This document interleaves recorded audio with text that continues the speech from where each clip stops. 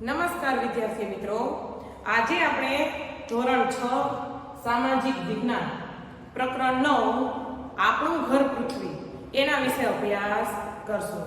તો આપણને સૌને કોઈને એવો પ્રશ્ન થશે કે આપણું ઘર અને આપણું ગામ શેના ઉપર બનેલું છે, બરોબર છે?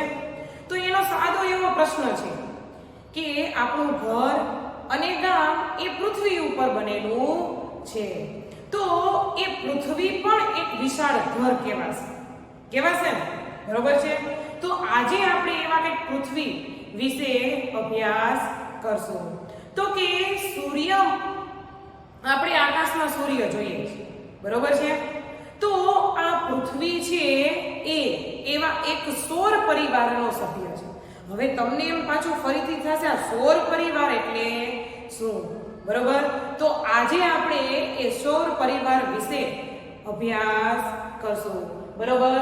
અને એટલે કે સૌર પરિવાર એને બીજા સૂર્યમંડળ તરીકે પણ ઓળખવામાં આવે છે. કયા બીજા નામ તરીકે ઓળખવામાં આવે છે? સૂર્યમંડળ તરીકે પણ ઓળખવામાં આવે છે. હવે આપણો સૂર્ય એ મંદાકિની તારામંડળનો, જે આપણે કઈ આખું તારામંડળ જોઈએ છે આકાશમાં, બરોબર? એ તારામંડળનો સ્વયં પ્રકાશિત, કેવો? તો કે સ્વયં પ્રકાશિત તારો છે. પરંતુ એ ખૂબ જ ઊંચાઈ આવેલો હોવાથી આપણને એ સાવ કેવો દેખાય છે? નાનો દેખાય છે. પરંતુ એ કેવો છે? તો કે તારો છે, સ્વયં પ્રકાશિત. એને પોતાનો પ્રકાશ છે, એને બીજા કોઈનો પ્રકાશની જરૂર પડતી નથી. આથી એને કયા નામથી ઓળખવામાં આવશે? સ્વયં પ્રકાશિત. એટલે કે આપણો સૂર્ય એ મંદાકિની જે કંઈ તારામંડળ છે એમાં સ્વયં પ્રકાશિત તારો છે. હવે આ સૂર્ય છે એટલે કે આ તારો એટલે કોણ? તો કે સૂર્ય, બરોબર છે? સૂર્ય એની આસપાસ નાના મોટા સભ્યો ગોળા સ્વરૂપમાં છે. કેવા છે? ગોળા સ્વરૂપમાં છે. અને એમાં પૃથ્વી પણ એક ગોળાના સ્વરૂપમાં જ છે. હવે આ જે કાંઈ ગોળા સ્વરૂપમાં છે એ દરેકને આપણે શું કહીએ છીએ? તો કે ગ્રહો તરીકે ઓળખીએ છીએ.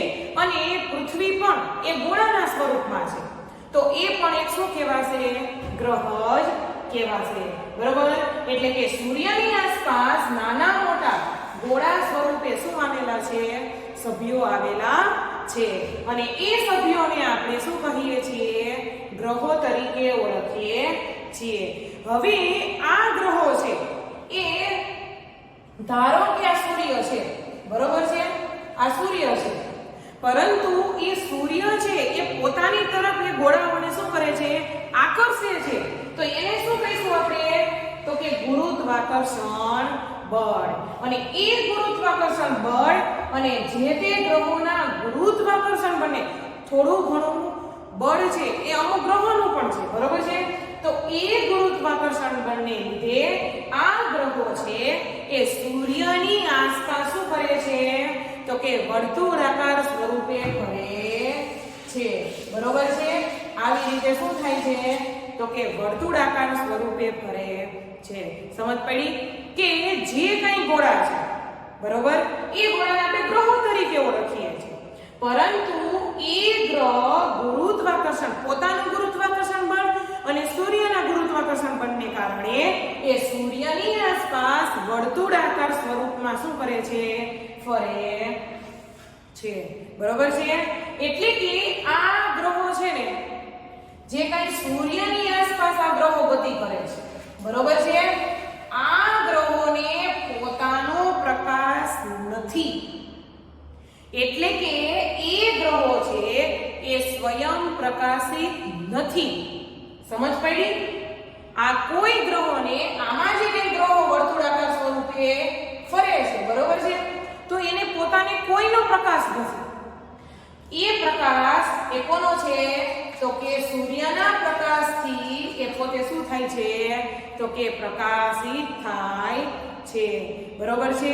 ઘણી વખત આપણે જોજો કે આપણે પૃથ્વી, બરોબર છે, આપણે દિવસ અને રાત, સમજ પડી? કઈ દિવસ અને રાત શેને લીધે થાય છે કે પૃથ્વી પોતે સ્વયં પ્રકાશિત નથી, પરંતુ એ બે પ્રકારે ગતિ કરે છે. એક પોતાની ધરી ઉપર પણ ગતિ કરે છે અને એ પોતાની ધરી ઉપર ફરતા ફરતા એ સૂર્યની આસપાસ પણ ફરે છે. તો એ પોતાની ધરી ઉપર ફરતા ફરતા સૂર્યની આસપાસ પણ ફરે છે. તો જ્યારે જે ભાગ સૂર્યની સામે આવશે તો એ ભાગ ઉપર શું પડશે? પ્રકાશ પડશે. તો એ શું કહેવાશે? દિવસ કહેવાશે. અને પાછળના ભાગમાં શું હશે? તો કે રાત્રિ. તો કે સૂર્યની સામે આવશે તો દિવસ હશે, બરોબર છે, અને પાછળના ભાગમાં શું હશે? રાત્રિ હશે. અને એવી જ રીતે પાછી પોતાની ધરી ઉપર ફરતી ફરતી એ ફરશે તો પાછા જે ભાગમાં રાત્રિ હશે એ ભાગમાં શું થઈ જશે? દિવસ હશે. અને બાકીના ભાગમાં શું હશે? રાત્રિ. તો એવી રીતે દિવસ અને રાત્રિ પણ આપણને જોવા મળે છે, બરોબર છે. એવી રીતે કોઈ પણ ગ્રહોને પ્રકાશ, પોતાનો પ્રકાશ નથી. આ જે કંઈ પ્રકાશ છે એ કોનો છે? તો કે સૂર્યનો છે. હવે આ ગ્રહો છે, જે કંઈ આ ગ્રહો છે એ કદ અને એનું સ્વરૂપ એ બંનેમાં જો જોવા જઈએ તો એક સરખા નથી. અમુક નાના છે તો અમુક મોટા છે, બરોબર છે. આમ વિવિધ પ્રકારનું કદ અને એ સ્વરૂપ ધરાવે છે. આ જે કાંઈ આ રચના આપણે જોઈ કે ગ્રહો ગોળા સ્વરૂપે છે, ગ્રહો છે સૂર્યની આસપાસ ફરે છે વર્તુળાકાર સ્વરૂપે, બરોબર છે, પોતાનો પ્રકાશ નથી એને સૂર્યનો પ્રકાશ છે. આ જે કાંઈ એનું મંડળ છે આખું એને આપણે શું કહીએ છીએ? સૌર પરિવાર તરીકે ઓળખીએ છીએ, અથવા તો એને સૂર્ય મંડળ કે સૂર્યને પોતાનો પરિવાર, બરોબર છે. જે કાંઈ આ ગ્રહો છે એને શું કહેવાશે?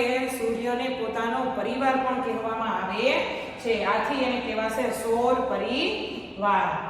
આમ સૂર્યના ગ્રહો જે પરિવાર છે એમાં કોનો કોનો સમાવેશ થાય છે? તો કે ગ્રહો, ઉપગ્રહો, લઘુ ગ્રહો, ધૂમકેતુઓ, ઉલ્કાઓ, આ તમામનો સૌર મંડળમાં શું થાય છે? સમાવેશ થાય છે. એટલે કે એની આસપાસ ગ્રહો, ઉપગ્રહો, લઘુ ગ્રહો, ઉલ્કાઓ, ધૂમકેતુઓ દરેક વસ્તુ આવેલી છે. પણ એના મુખ્ય મથકમાં કોણ આવેલું છે? સૂર્ય. એટલે કે એ પરિવારનો મુખ્ય સભ્ય કોણ હશે? તો કે સૂર્ય, બરોબર છે. તો આપણે આજે સૂર્ય વિશે અભ્યાસ કરશું. તો કે સૂર્યથી આપણે સૌ પરિચિત છીએ, બરોબર છે. તમે અને હું રોજ આપણે જોઈએ છીએ કે સૂર્ય આથમે છે અને સૂર્ય ઉગે છે. તો જે ઉગવાની પ્રક્રિયા છે એને આપણે સૂર્યોદય કહીએ છીએ, અને જે આથમવાની પ્રક્રિયા છે એને આપણે સૂર્યાસ્ત કહીએ છીએ, બરોબર છે. તો આપણા રોજના કાર્યની શરૂઆત જ સૂર્યના ઉગવાથી થાય છે, સાચું ને? તો એને આપણે શું કહીએ છીએ? સૂર્યોદય.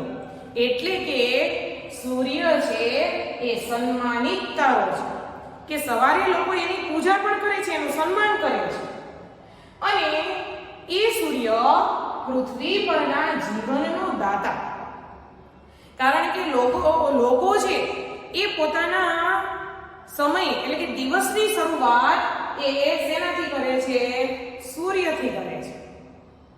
આથી જીવનનો દાતા સૂર્ય પૃથ્વી કરતા લગભગ, હવે આપણે જોયું કે જે કંઈ ગ્રહો છે, બરોબર છે, એ સૂર્યની આસપાસ ગતિ કરે છે. પરંતુ દરેક ગ્રહો છે એને પોતાનું કદ અને સ્વરૂપ છે કેવું છે? એક સરખું નથી, બરોબર છે. તો એમાં જોવા જઈએ તો સૂર્ય છે ને, સૂર્ય એ પૃથ્વી કરતા 13 ગણો મોટો છે. એટલે કે એક પૃથ્વી છે એવી 13 થાય ત્યારે એ શું બને છે? સૂર્ય એટલો મોટો છે પૃથ્વી કરતા. પરીક્ષામાં પૂછાશે કે સૂર્ય પૃથ્વી કરતા કેટલા ગણો મોટો છે? તો કે સૂર્ય પૃથ્વી કરતા 13 ગણો મોટો બરોબર છે? આગળ વધીએ. એટલે કે કેટલો મોટો હશે, કેટલો વિશાળ હશે? તો કે સૂર્યની ફરતે ચક્કર જો મારવી તો 1000 કિલોમીટર 1000 કિલોમીટર વેગથી ઝડપથી ચાલતું હોય ને એવા વિમાનમાં બેસી આપણે કેટલા કિલોમીટર? 1000 કિલોમીટર ના વેગથી ઝડપથી ચાલતું વિમાન હોય એમાં જો આપણે બેસી અને એક ચક્કર મારીએ તો 107 વર્ષ લાગે. કેટલા?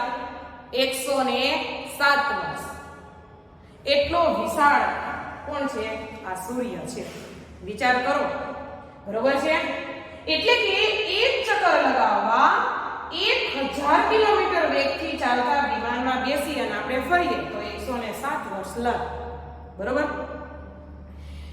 સૂર્યનું ગુરુત્વાકર્ષણ બળ કે આપણે પૃથ્વી ઉપર પણ ગુરુત્વાકર્ષણ બળ છે કે કોઈ પણ વસ્તુ તમે ઉપર ફેંકો તો એ ક્યાં આવશે?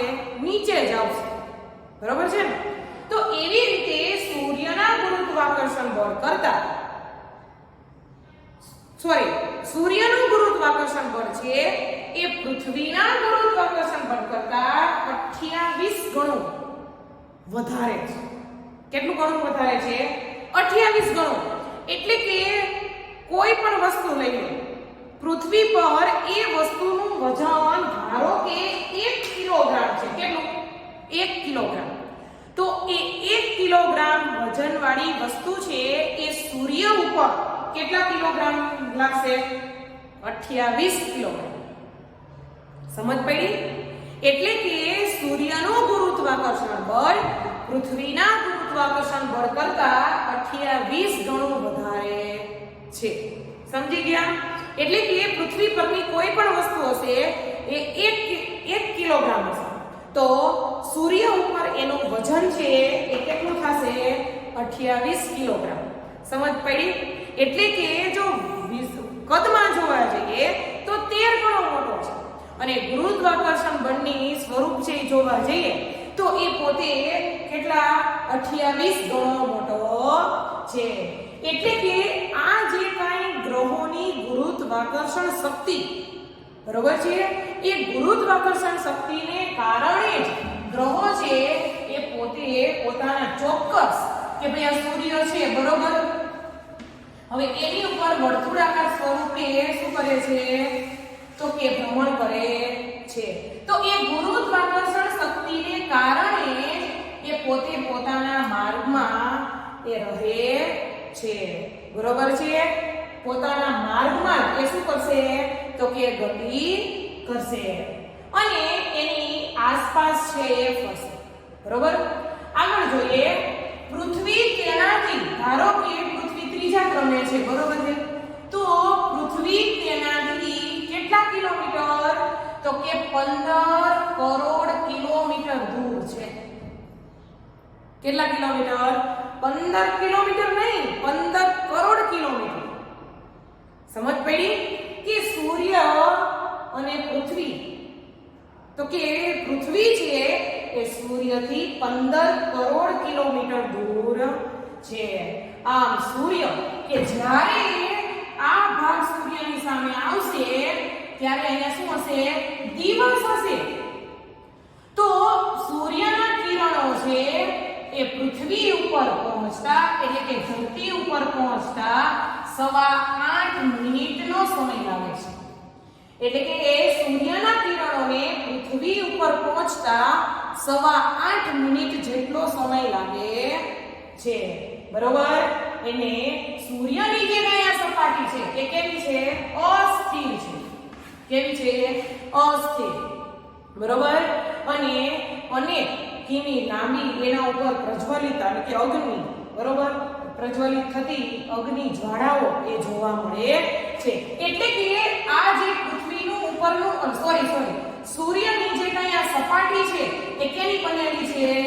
તો કે હાઇડ્રોજનની બનેલી છે. કેની બનેલી છે?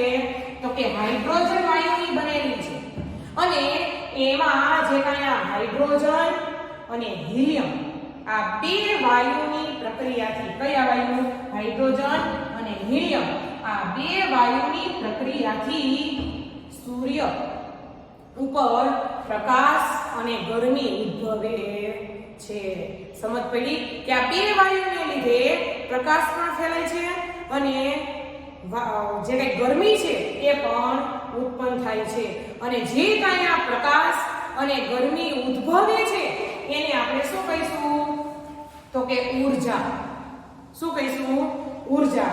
અને આથી જ આ બે વાયુને લીધે પૃથ્વીની સપાટી છે એ કેવી રહે છે? ગરમ રહે છે. અને આ જે કાંઈ ઊર્જા છે એ ઊર્જા એ જે કાંઈ પ્રકાશ પડે છે, બરોબર, એ ઊર્જાને કારણે પૃથ્વી ઉપર એ જીવ સૃષ્ટિ છે એનો શું થાય છે? વિકાસ થાય છે. આથી સૂર્ય છે એ સજીવોનો પાલક તરીકે પણ ઓળખાય છે. બરોબર છે? તો આજે આપણે સૂર્ય વિશે અભ્યાસ કર્યો.